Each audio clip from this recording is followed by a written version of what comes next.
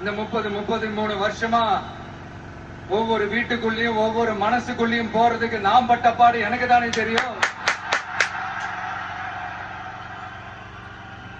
அதனாலதான் நான் முன்னாடியே சொன்ன மாதிரி கட்சி ஆரம்பிச்சுட்டு ஒவ்வொரு வீட்டுக்குள்ளேயும் நான் போல, ஒவ்வொரு வீட்டுக்குள்ளேயும் போனதுக்கு அப்புறம் கட்சியே ஆரம்பிச்சிருக்க.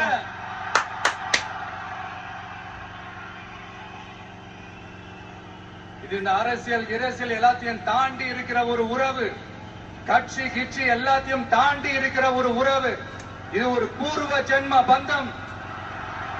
இது சும்மா இந்த அரசியல் ஆதாயம் தேடுறவங்களுக்கு எல்லாம் இது என்னன்னே புரியாது. இது மத்தவங்களுக்கு வேணா எலெக்ஷன், ஆனா இந்த விஜய் கூட நிக்கிறவங்களுக்கும் இது ஒரு இமோஷன். நான் சந்தோஷப்பட்டா மக்கள் சந்தோஷப்படுறாங்க, மக்கள் சந்தோஷப்பட்டா நான் சந்தோஷப்படுறேன்.